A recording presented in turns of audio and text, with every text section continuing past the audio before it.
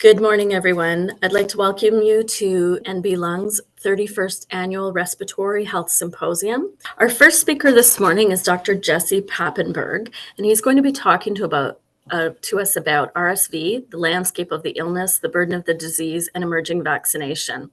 Dr. Jesse Papenburg practices pediatric infectious diseases and medicinal microbiology at the Montreal Children's Hospital at McGill University Health Centre. After specialty training, Dr. Papenburg completed a research fellowship on the molecular virology of RNA respiratory viruses at Laval University and an MSc in epidemiology at McGill. As a clinician scientist, he works on the epidemiology of viral respiratory infections and has over 150 peer-reviewed publications. Dr. Papenburg is also a member of the National Advisory Committee on Immunization and the Quebec Immunization Committee. He actively contributes to national and provincial guidelines on RSV vaccination and immunoprophylaxis.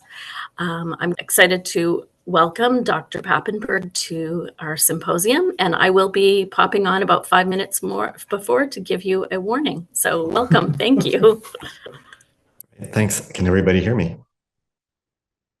Okay, great. Yes, we can hear you. Yes. Thanks. So I'll share my screen. Away we go. So first of all, thank you so much to the organizers for the invitation. I was very, very happy to be here today. And sorry if my voice is a little hoarse. I was at a middle-aged rock concert last night, and I guess it kind of shows. But today we're talking about RSV across the age spectrum. And what we have on the agenda is we're going to first talk about the clinical presentation and then on burden of disease in both children and older adults. And then we'll look at what can we do to prevent RSV, at least from a medical perspective in infants and also in older adults, because there are new options to us that are available.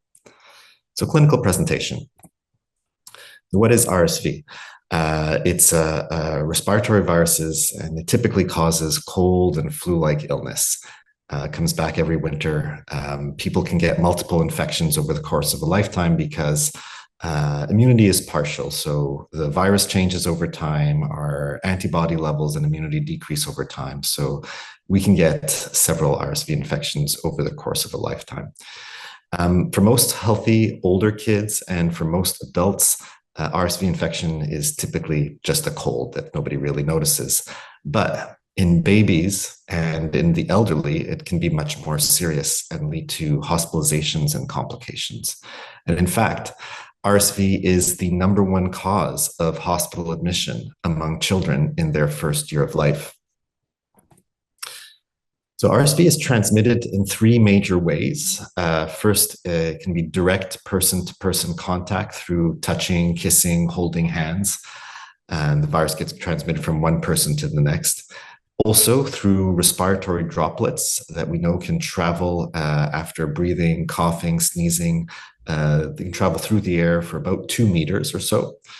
And finally, due to indirect contact with contaminated objects. So that could be, toys in a daycare, doorknobs, cell phones, other work surfaces, computers, etc.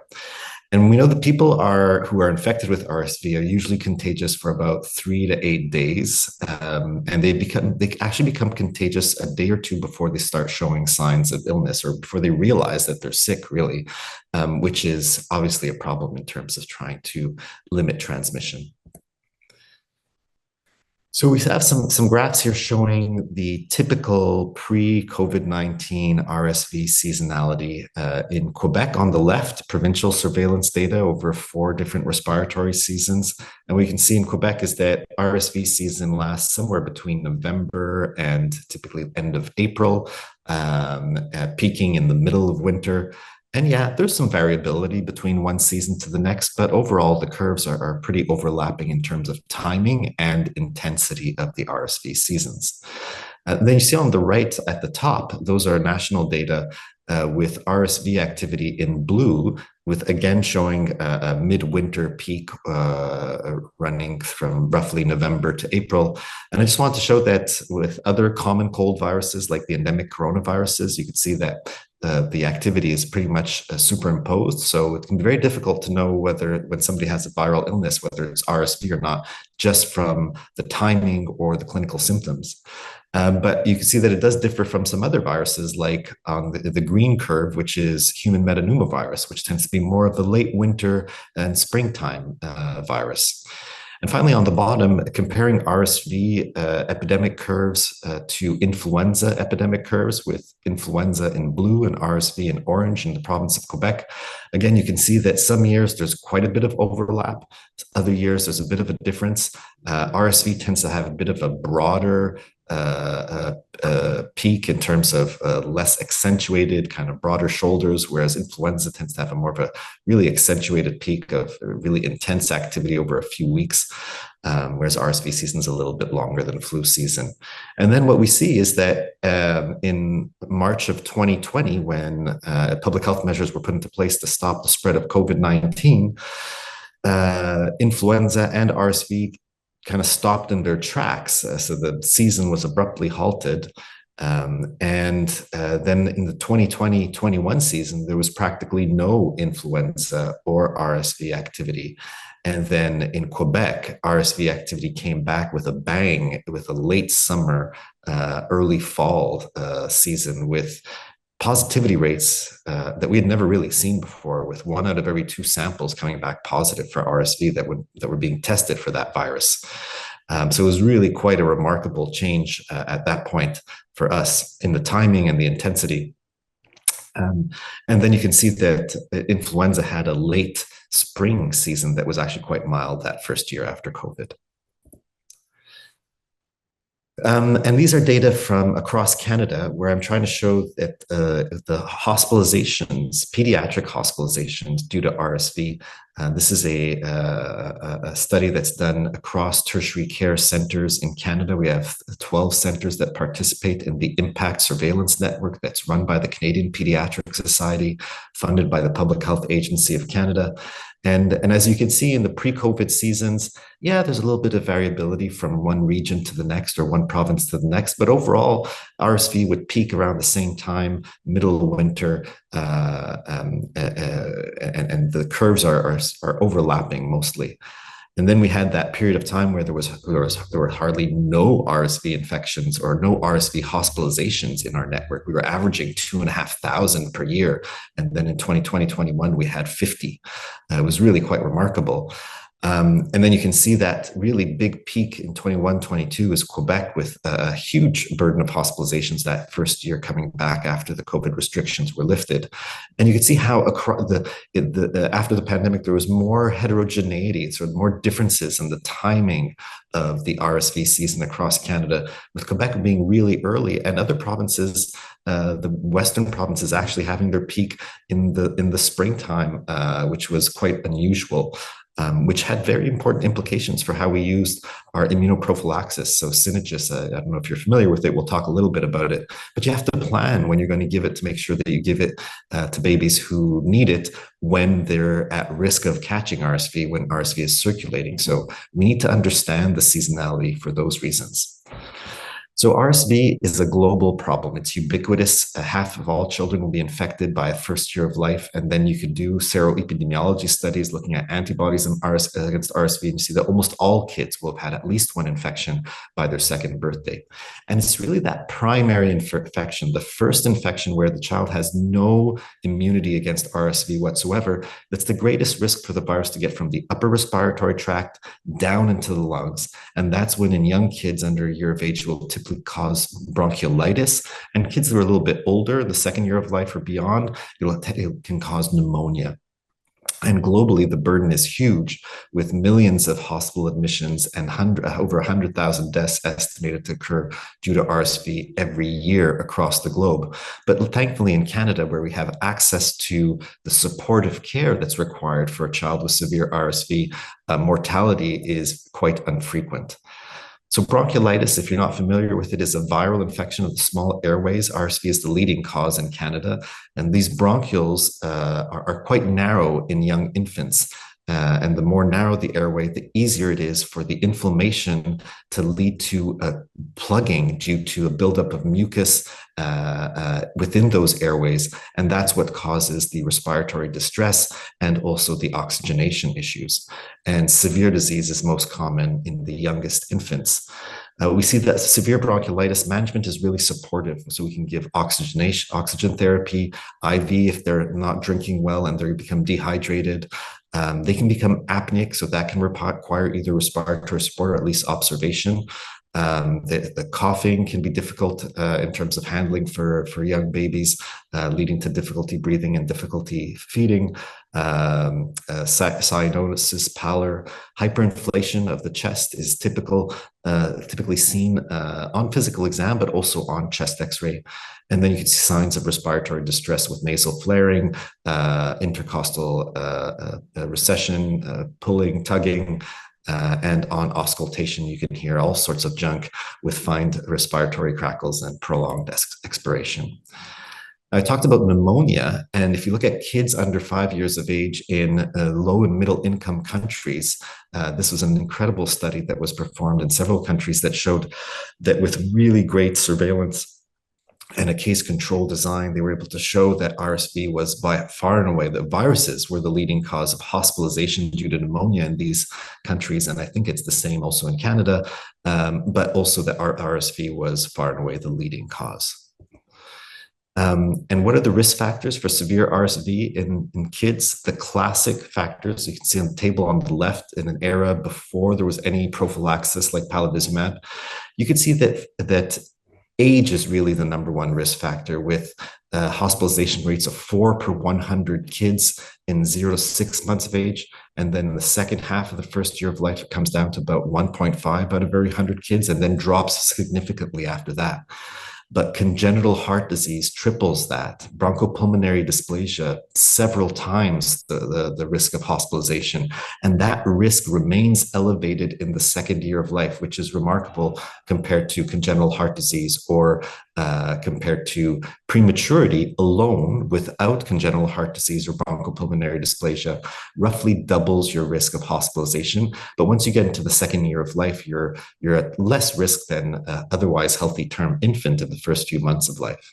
So we know there are these very specific risk factors, and there are other risk factors as well. We'll talk a little bit about them, that put the individual at increased risk of severe disease in infancy. But if you look at Ontario data on the right from the ISIS surveillance network, you see that actually amongst hospitalized kids, the greatest burden is among children who have no other known risk factor beyond just being young infants. So most kids, 80% roughly, who get admitted to hospital in Canada because of RSV don't have a predisposing risk factor.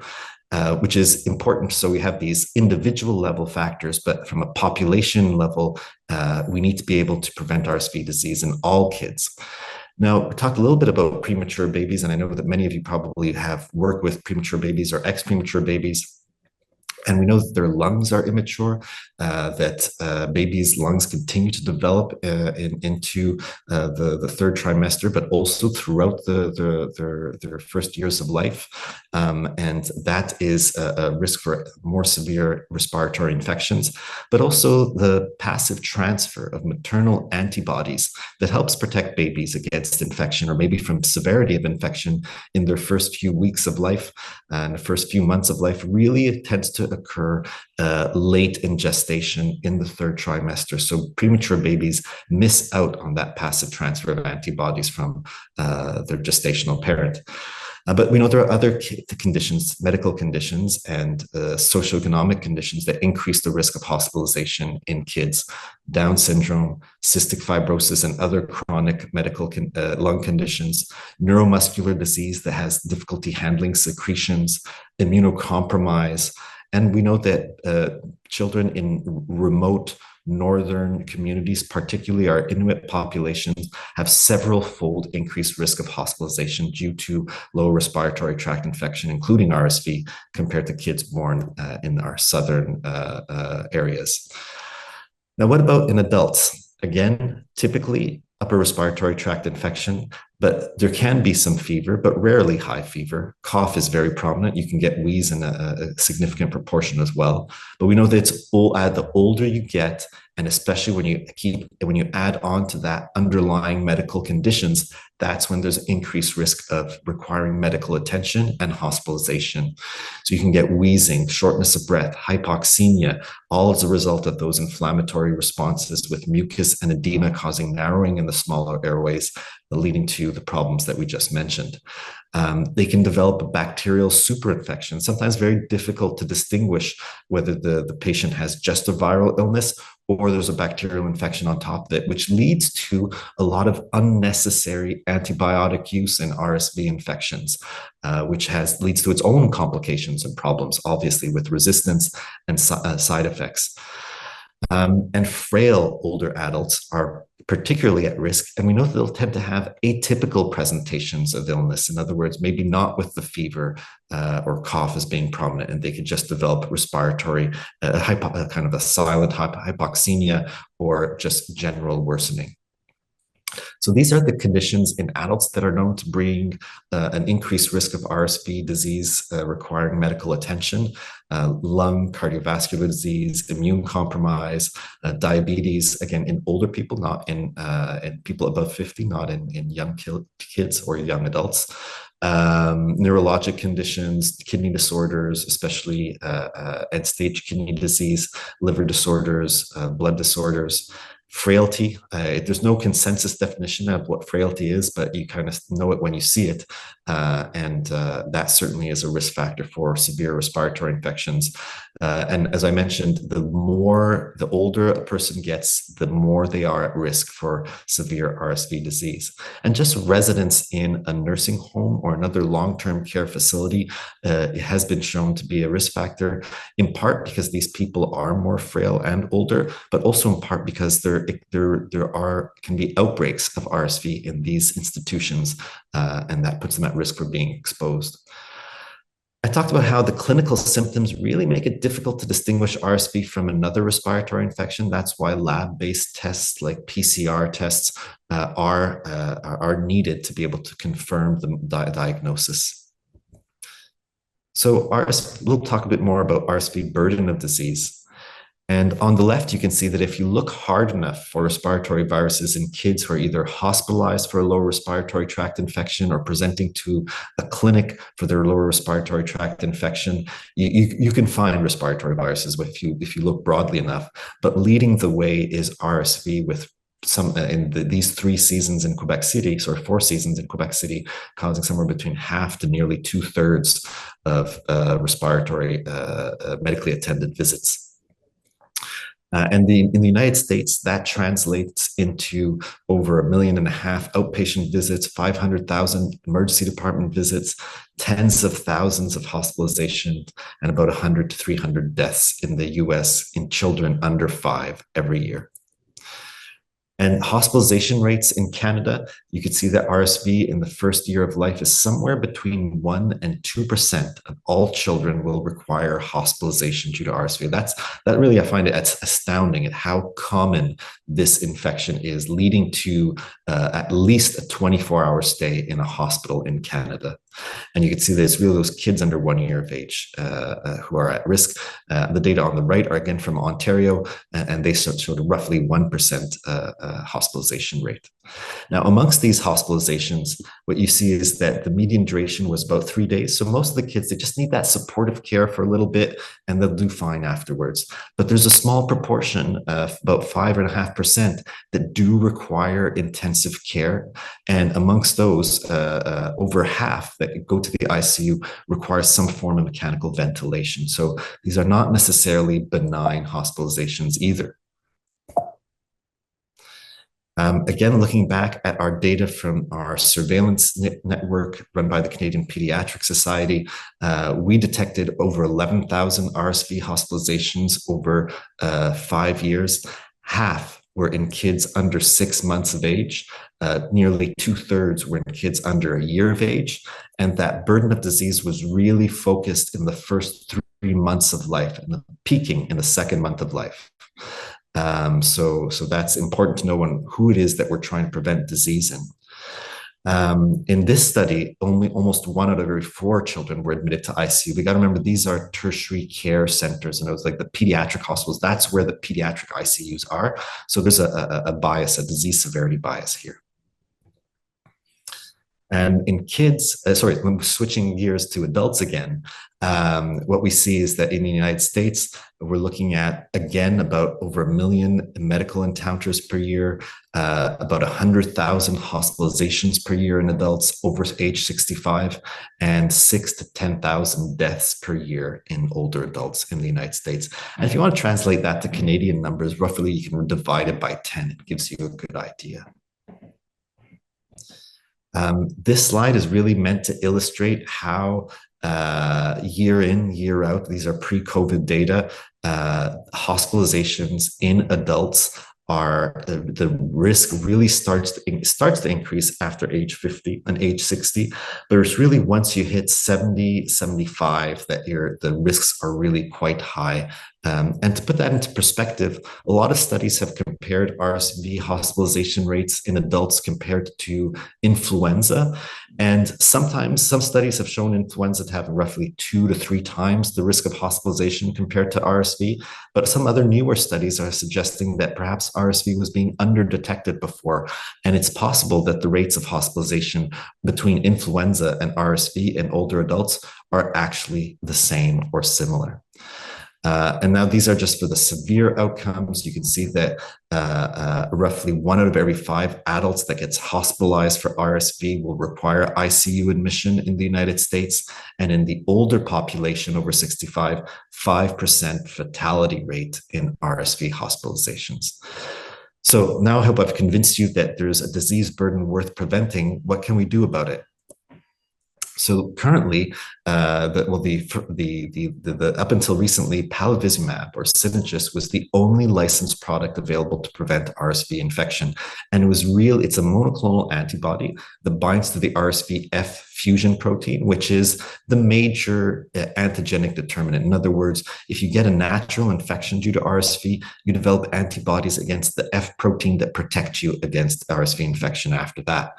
But it's licensed for prevention of severe RSV disease, but only in high-risk children, very specific targeted groups. And we know from the randomized controlled trials that it reduced risks of hospitalization by roughly half in premature infants, whether they have chronic lung disease or not, although much better in those that do not have chronic lung disease than those that do, and by about half also in children with hemodynamically significant cardiac disease during their first or second RSV season. And every province has specific recommendations as to who to get it. The National Advisory Committee on Immunization came out with recommendations, and you could see the high-risk groups that are presented here and what are the age groups that are indicated for Synagis prophylaxis according to NACI. But it's important to understand that every province has their own immunoprophylaxis program, and there's quite a bit of variability across Canada. So it's important that you familiarize yourself with your own province's indications for palivizumab prophylaxis. And palivizumab, you really have to identify those high-risk kids, make sure they come back for their monthly injections. So it's once a month for the up to 5 months during the RSV season. Now, more recently, the same company that developed palivizumab developed another monoclonal antibody called nirsevimab that has a much longer half-life. We know that it can last for at least 150 days in the serum at levels that should be protective. And they were able to do that by increasing the affinity of the antibody to its target, the F protein, but also by making a modification in the Fc portion of the antibody that makes it less likely to degrade over time. And that's why one injection of nirsevimab can protect for the entire RSV season. Another new development was the development of a vaccine that can be given during pregnancy. And the randomized controlled trials were done in pregnant persons between 24 and 36 weeks gestational age. And this Pfizer maternal vaccination product increased maternal antibodies. Then you see those antibodies in cord blood. And finally, you see that over time, these antibody levels do wane, but they offer protection during those first months of life when baby is the most at risk. So how good are each of these two products? You can see that the maternal vaccination reduces the risk of medically attended lower respiratory tract infection and hospitalization due to RSV by roughly 50 to 60% for the first 6 months of life. Whereas nirsevimab, the monoclonal antibody, for the first 5 months of life, the data shows that it's roughly 75% effective at reducing the risk of medically attended disease or RSV hospitalizations. Important to note that Health Canada approved the maternal vaccination in January of 2024, so we don't have any experience with it in Canada yet, but it's limited its administration to 32 to 36 weeks gestational age because there was a small difference in the risk of prematurity between babies who had received it during the gestation versus those that did not, and this is a way to mitigate any of that potential risk.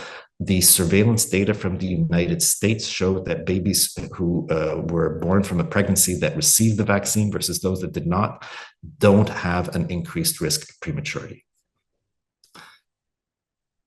And then I'll just go back to nirsevimab was approved in April of 2023. Unfortunately, due to price and supply access barriers, there hasn't been any use yet in Canada.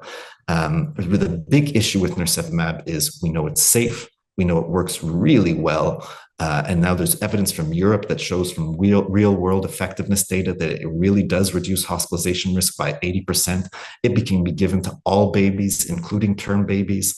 So it can be given during the birth hospitalization, and then a catch-up is usually given up to 6 months of age at the start of the RSV season. So it's really the youngest babies going into the RSV season or born during the RSV season that would get nirsevimab.